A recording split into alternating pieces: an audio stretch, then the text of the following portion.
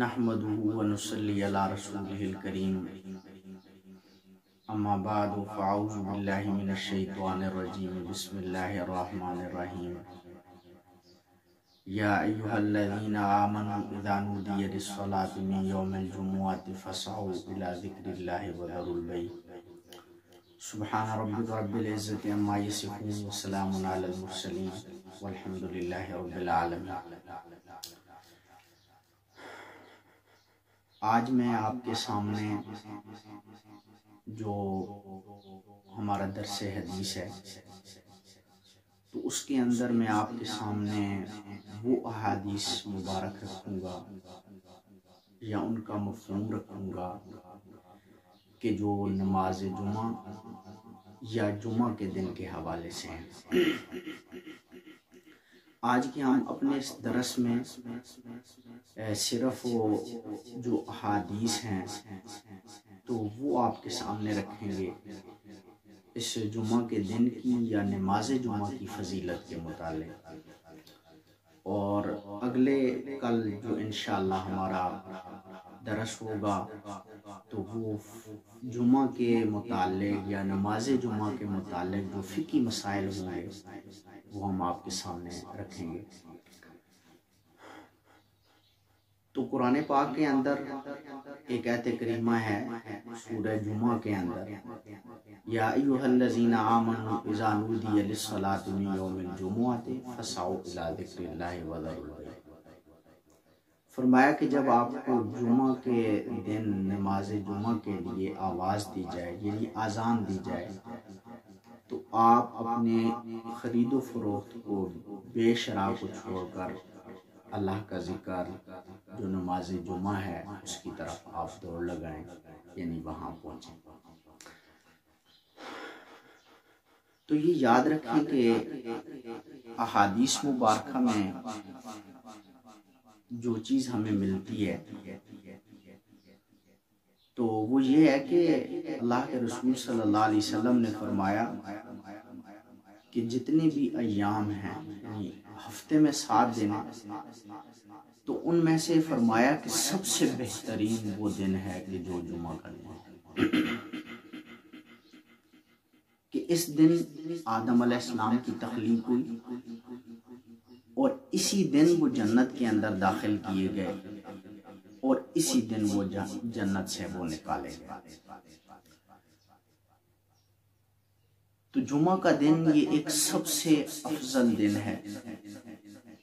اللہ کے رسول صلی اللہ علیہ وسلم نے فرمایا کہ اس جمعہ کے دن جو وضو کرتا ہے جمعہ کے لیے تو وہ بھی ٹھیک ہے، لیکن جو اس دن غسل کرتا ہے تو اس کے غسل والا عمل یہ سب سے افضل ہے۔ تو یہ ایک سنت عمل ہے، جمعہ کے دن غسل کرنا، اپنے آپ کو پاک کرنا، یہ ایک سنت عمل ہے۔ ہاں جو ہم آگے مسائل جا کر جب بیان کریں گے تو وہ یہ آپ کے سامنے رکھیں گے کہ جس کے اوپر غسل واجب ہو جاتا ہے تو اس کے لیے تو ضروری ہے وہ غسل کرے گا، مثلا اس کو احتلام ہو گیا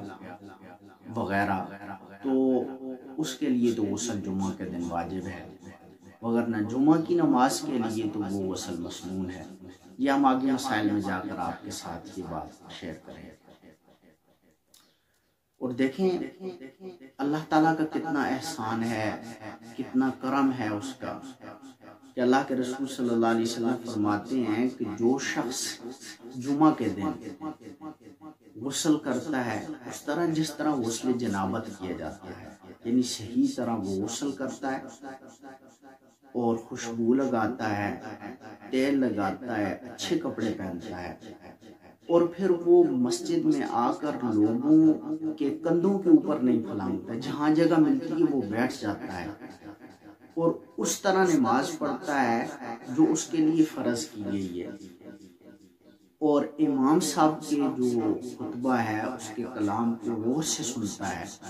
باتیں نہیں کرتا، تو فرمایا کہ اس کے پچھلے اور اس جمعہ کے درمیان جتنے بھی صغیرہ گناہ ہوئے ہوتے ہیں، چھوٹے گناہ، تو وہ اللہ اس عمل کی وجہ سے اس کے معاف فرما دیتے ہیں۔ لیکن شرط یہ ہے کہ وہ بڑے گناہوں سے بچتا ہو۔ تو چھوٹے جو گناہ ہیں 24 گھنٹے میں ہر لمحے میں ہم سے ہو جاتے ہیں، تو وہ اللہ تعالیٰ اس نیکی کی وجہ سے اللہ کو معاف فرما دیتے ہیں۔ میں آپ کو اس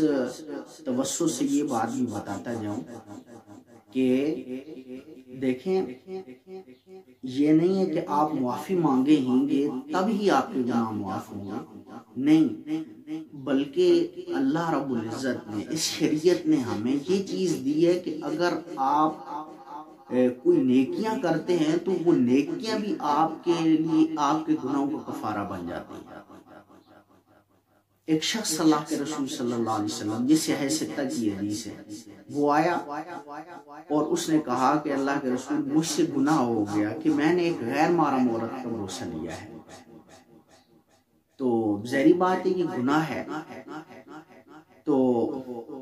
اسی اسنا میں نماز کا وقت ہوا تو اس نے حضور کے ساتھ نماز پڑھی۔ تو نماز پڑھنے کے بعد اللہ کے رسول صلی اللہ علیہ وسلم سے اس نے جب یہ بات کہی کہ اللہ کے رسول، مجھ سے گناہ ہوا ہے، میں نے ایک غیر محرم عورت کا بوسہ لیا ہے، تو اللہ کے رسول صلی اللہ علیہ وسلم نے فرمایا کہ کیا تو نے ہمارے ساتھ نماز ادا کی ہے؟ اس نے کہا جی اللہ کے رسول۔ تو فرمایا اللہ نے میرے اوپر آیات اتاری ہیں کہ ان الحسنات یذہبن السیئات، کہ نیکیاں یہ انسان کی برائیوں کو ختم کر دیتی، تیرا وہ گناہ اللہ نے معاف کر دیا۔ یعنی چھوٹے موٹے گناہ اللہ نیکیوں کی وجہ سے معاف فرما دیتے ہیں۔ صحابی نے عرض کیا کہ اللہ کے رسول، کیا یہ صرف میرے لیے حکم ہے؟ فرمایا نہیں، یہ میری ساری امت کے لیے حکم ہے کہ جو نیکیوں کی طرف بڑھے گا میں اس کے گناہوں کو بھی معاف کر دوں گا۔ تو کتنا بڑا احسان ہے، ہاں جی۔ اور میں آپ کو بتاتا جاؤں کہ اسی نسبت سے کہ نیکیاں ہماری برائیوں کو ختم کرتی ہیں۔ حدیث میں آتا ہے کہ جب انسان وضو بناتا ہے گھر سے اور جب وہ اپنے ہاتھ دھوتا ہے تو اس کے ہاتھوں سے جو گناہ ہوئے ہوتے ہیں تو وہ پانی کے آخری قطرے کے ساتھ وہ دھل کر معاف ہو جاتے ہیں، ختم ہو جاتے ہیں۔ اسی طرح جب وہ پھر منہ دھوتا ہے تو چہرے سے اس کے جو گناہ ہوئے ہوتے ہیں، آنکھوں سے، ناکوں سے وغیرہ، تو وہ بھی پانی کے آخری قطرے سے وہ معاف ہو جاتے ہیں، دھل جاتے ہیں۔ اور جب وہ پاؤں دھوتا ہے تو پاؤں کے آخری قطرے یعنی ناخن کے آخری قطرے کے ساتھ جو اس کے گناہ ہوتے ہیں وہ بھی دھل جاتے ہیں۔ اور جس وقت وہ چلتا ہے مسجد کی طرف تو مسجد کی طرف چلنے سے ہر قدم کے اوپر اس کا ایک گناہ معاف کر دیا جاتا ہے۔ اور جب وہ مسجد میں صحیح طریقے سے نماز پڑھتا ہے، فارغ ہوتا ہے، تو یوں ہو جاتا ہے گویا کہ اس نے کوئی گناہ ہی نہیں کیا ہے۔ تو اس لیے میرے دوستوں اور عزیز ساتھیوں کہ یہ نیکیاں بھی انسان کے گناہوں کو کفارہ بن جاتی ہیں۔ تو اسی طرح یہ جمعہ جس کے بارے میں آج ہمارا موضوع ہے، تو یہ جمعہ کی نماز بھی جب انسان اس طرح پڑھے جس طرح پڑھنے کا حق ہے، اچھی طرح غسل، اپنی صفائی، اچھے کپڑے، باتیں نہیں، لو آ کر طریقے سے امام کا خطبہ سنے، نماز پڑھے، تو پچھلے جمعہ سے اس جمعہ تک جتنے بھی گناہ ہوتے ہیں اللہ رب العزت اس عمل کی وجہ سے اس کے معاف فرما۔ تو یہ ایک ہمارے لیے اتنا بڑا اعزاز ہے۔ اور میں آپ کو بتاؤں کہ سیاہ ستہ ہی کی حدیث ہے کہ اللہ کے رسول صلی اللہ علیہ وسلم نے فرمایا کہ جو جمعہ کے دن اول وقت میں حاضر ہوتا ہے اس کو اتنا ثواب ملتا ہے کہ جتنا ایک اونٹ ذبح کرنے کا، صدقہ کرنے کا جو ثواب ملتا ہے اتنا اس بندے کو ملتا ہے۔ اور جو دوسری گھڑی میں آئے گا، دوسرے لمحات میں آئے گا، تو اس کو ایک گائے کے صدقہ کرنے کا ثواب ہے۔ تیسرے جو گھڑی میں آتا ہے، لمحات میں آتا ہے، تو اس کو ایک سنگ والا جو مینڈا ہے اس کو صدقہ کرنے کا ثواب ملتا ہے۔ اور جو چوتھی گھڑی میں آتا ہے تو اس کو ایک مرغی جتنا صدقہ ہوتا ہے اتنا اس کو اجر عطا کیا جاتا ہے، اور جو آخری یعنی پانچویں گھڑی کے اندر آتا ہے تو اس کو ایک انڈا صدقہ کرنے کے برابر اس کو ثواب دیا جاتا ہے۔ اور یہ وقت جس وقت سورج نکلتا ہے وہاں سے نماز کے خطبے تک ہے کہ اس کو آپ ڈیوائیڈ کرتے ہیں، تقسیم کرتے ہیں، 5 جتنے بھی وقت ہے، جتنے بھی گھنٹے ہیں ان کو 5 حصوں میں تقسیم کریں تو جو اول دوم وقت میں آتا ہے اس حساب سے اس کو اجر ملتا ہے کہ پہلے وقت میں یہ ہے، دوسرے میں یہ ہے۔ تو میرے عزیز ساتھیوں، کتنا بڑا اللہ رب العزت کا یہ احسان ہے۔ اور ایک اور چیز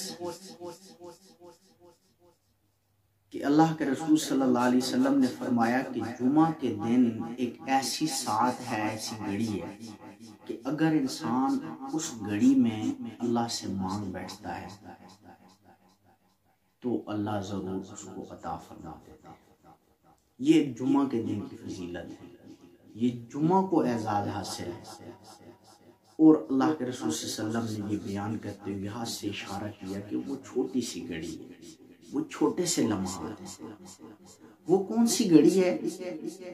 تو اس کے بارے میں مختلف اقوال ہیں۔ حنفیہ کا جو مختار مذہب ہے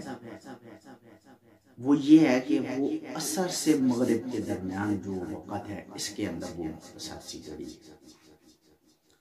کئیوں نے یہ لکھا ہے کہ خطبہ جب کی اذان ہوتی ہے، خطبے کے لیے دوسری اذان، وہاں سے نماز ختم ہونے تک کا وقت ہے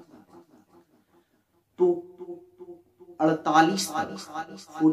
تک یہ پہنچ چکے ہیں اقوال، لیکن حنفیہ کو جو میں نے آپ کو بتا دیا کہ وہ عصر سے مغرب کے درمیان وہ گھڑی۔ بہرحال کچھ بھی ہے،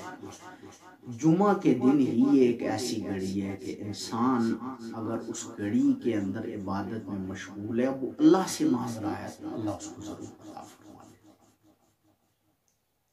تو اس لیے ہمیں چاہیے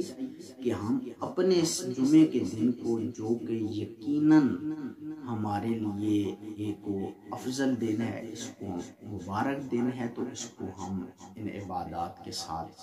اور ذکر و تسبیحات کے ساتھ اس کو مبارک بنائیں۔ ٹھیک ہے، اس وجہ سے اللہ کے رسول صلی اللہ علیہ وسلم کا فرمان ہے کہ جمعہ کا دن افضل دن ہے، اور اس دن مجھ سے کثرت کے اوپر درود بھیجو کہ آپ کا درود میرے اوپر پیش کیا جاتا ہے۔ تو ٹھیک ہے جی، ہمیں اس چیز کا خیال رکھنا ہوگا کہ یہ دن جو مبارک ہے یقیناً ہم اس کو مبارک بنائیں۔ اگر ہم اسی طرح چلتے رہے، اسی طرح گناہوں میں رہیں گے تو وہ ہمارے لیے کم از کم دن وہ مبارک نہیں بنے گا۔ دن تو مبارک ہے لیکن ہمارے لیے گناہ بنے گا۔ تو اللہ تعالیٰ سے دعا ہے جو کچھ بیان ہوا ہے اللہ ہمیں اس کے اوپر عمل کی توفیق